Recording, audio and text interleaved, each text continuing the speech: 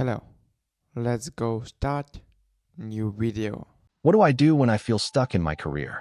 I stared at my computer screen, my fingers hovering over the keyboard, but I couldn't bring myself to type. The numbers in the spreadsheet blurred together, and my inbox was overflowing with emails I had no interest in answering. Another day, another wave of dread settling in my chest. I was stuck. I had been working at the same company for nearly 6 years, climbing the ranks just enough to stay afloat, but never enough to feel like I was truly moving forward. Promotions had come and gone, awarded to colleagues who seemed more enthusiastic, more engaged, more eager to play the corporate game. Meanwhile, I had plateaued, repeating the same tasks day in and day out, wondering if this was all my career would ever be. At first, I told myself it was normal. Everyone gets bored with their jobs sometimes, right? But as the months dragged on, the feeling of being stuck became overwhelming. I wasn't just bored, I was disconnected. I felt like a passenger in my own life, going through the motions without any real direction. Acknowledging the problem, it took me a while to admit that something was wrong. I had worked too hard to get here, hadn't I? I had spent years studying, training, proving myself. Leaving my job wasn't an option, not yet, at least. But staying in this stagnant place felt just as impossible. So, I asked myself the question that had been nagging at the back of my mind for months. What do I do when I feel stuck in my career?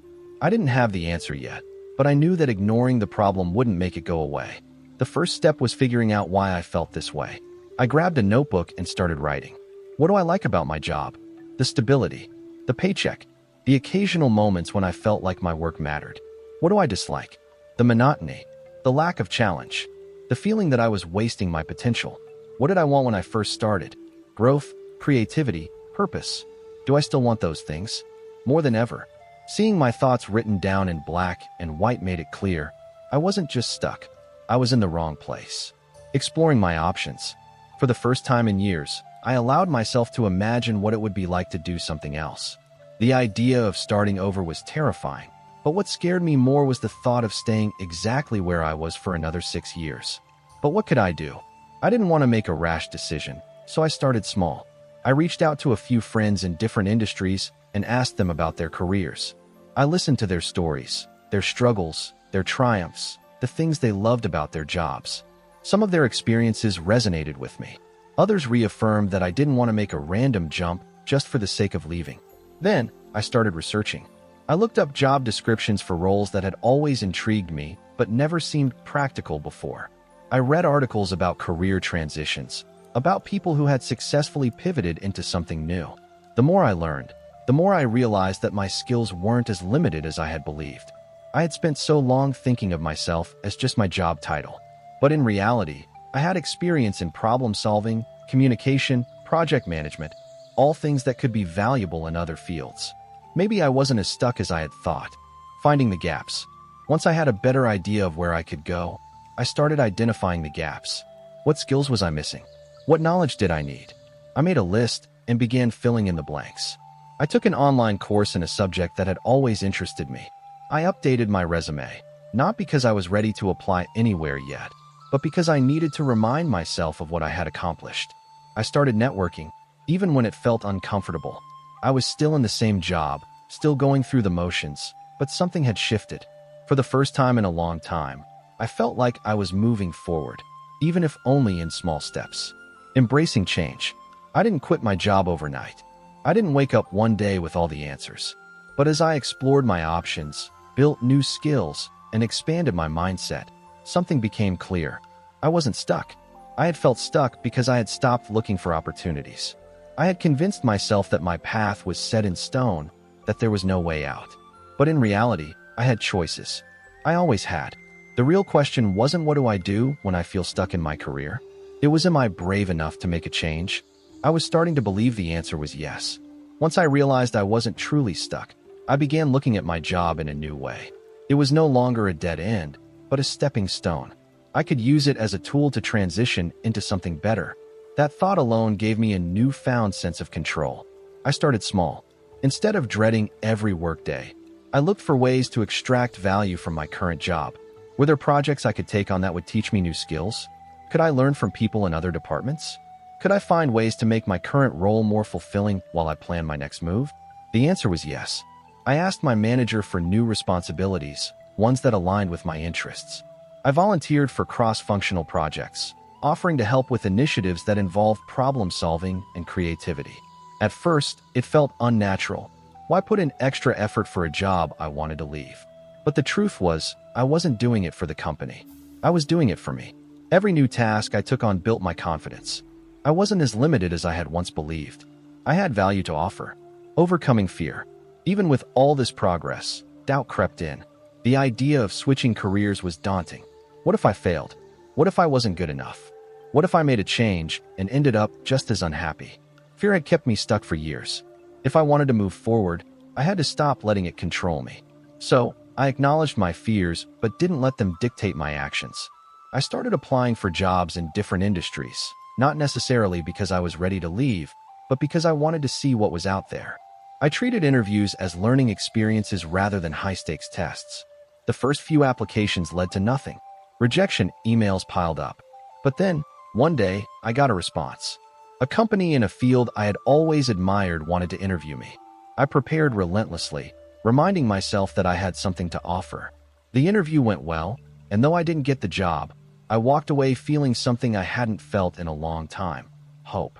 Building a bridge to the future. By this point, I had built momentum.